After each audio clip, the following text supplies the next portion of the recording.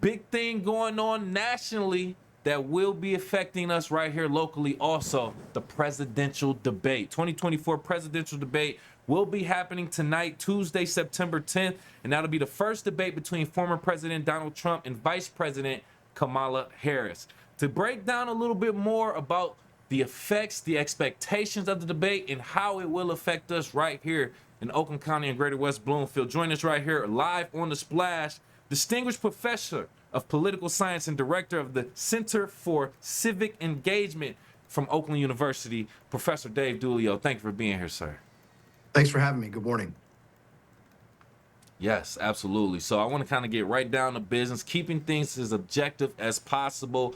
First question to you, how do you feel like Michigan's key battleground status will affect the campaign strategies of both parties, especially right here in Oakland County? Well, I think we've seen that on display for frankly months now. And that falls into a couple of different categories. First, the resources that they are spending here, and resources fall into a couple different buckets: money and time. Right. So we've seen the Trump campaign and the Harris campaign here with candidate visits, surrogate visits, and we've also seen, if you're watching TV at all, you're seeing a bunch of TV ads from both campaigns and their allies. Mm-hmm. I think another element of it is messaging, right? And what they're talking about, the issues that they are communicating to voters, and we see that all the time here in Michigan with discussion of electric vehicles, electrification, manufacturing jobs, and other issues like that. Yeah, no, interesting points. And also kind of getting down directly to their policies with your professional opinion, both of the policies of both Kamala Harris and Donald Trump, how do you feel like, in what ways will they have a direct impact on communities like our Greater West Bloomfield area or Oakland County? Boy, that's a good question, and frankly, it's above my pay grade, right? I mean, that's your viewers' choice to make, right? Your viewers are going to Correct, assess correct. those policy alternatives that are being put forward. They are going to be the ones they're the ones that have to figure out, who they think is going to be best suited to lead the country and have an impact on their life and have the impact on the lives of everybody in a community. No, no, fair response. I appreciate that. Respect that. Joining us once again, live on The Splash, distinguished professor of political science and director of the Center for Civic Engagement, Oakland University. We have Professor Dave Dulio talking about the upcoming presidential debate between Kamala Harris and Donald Trump. Now, with this upcoming debate, strict rules are in place, right? Muted microphones when the other person is speaking, no audience, no notes. How do you feel these factors will impact the candidates' ability to convey their message, particularly to swing voters in areas like ours? Yeah, I think the biggest rule that is going to have an impact tonight is the one with the one about microphones, I should say. In the past, Yeah, we've seen former President Trump interrupt. And look, Trump is not the only guy to do this, right? Trump is correct, correct.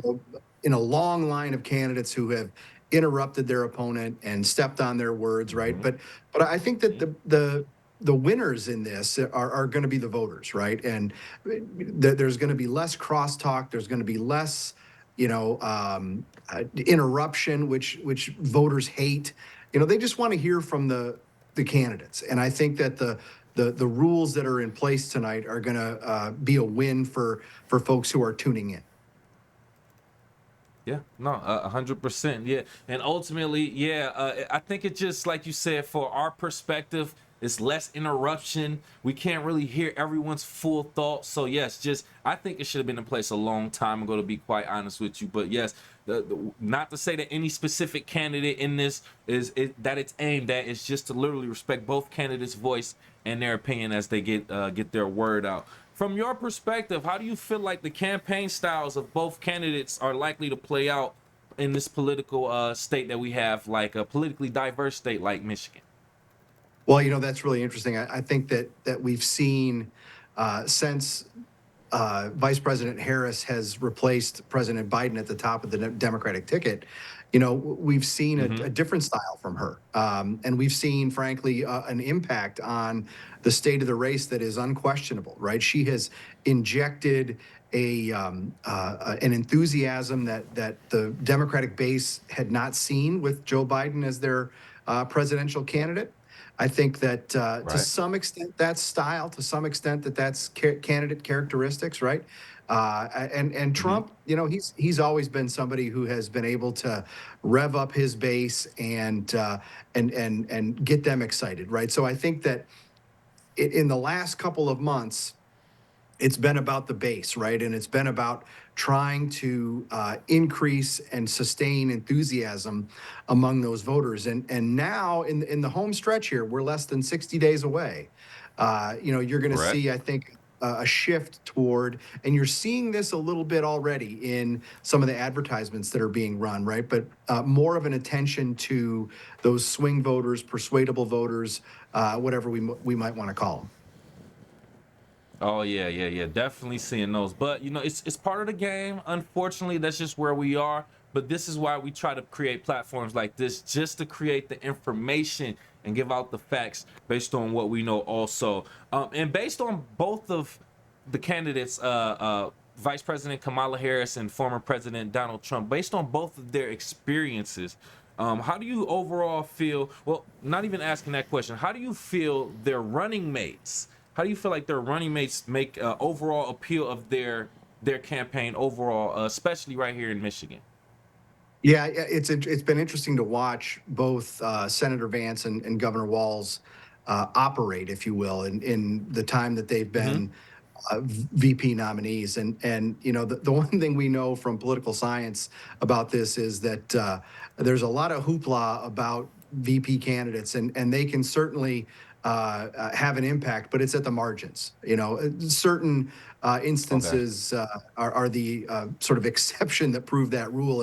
And Sarah Palin, as VP choice of John McCain in 2008, is certainly at the top of that list. But this election is going to be decided not by, or I should say, not between J.D. Vance and Tim Walz. It's going to be decided between Vice President Harris and former President Trump. No, no, absolutely. And overall, like we said, we know it's going to come down to their policies and how we feel about them. The running mates are, they're running mates. Like you said, very marginal when it comes to how effective it is in the decision overall. Now, a lot of information, a lot of things going on, Professor, and we do appreciate your time. Any additional key information we should look out for or listen to in regards to this debate tonight that will ultimately affect us right here in the greater West Bloomfield, Oakland County, Michigan area? Yeah, I think I would say to voters, see how much, if any, the candidates are paying attention to Michigan. And do they talk about issues that are Mm, important to us here? Do they talk about EVs? Do they good talk point. about Great Lakes? Do they talk about immigration and inflation? Right? Those are in surveys throughout the campaign. We've seen that those are two issues that are at the top of the list for many Michiganders. So I think that keep your ears tuned for Michigan centric answers.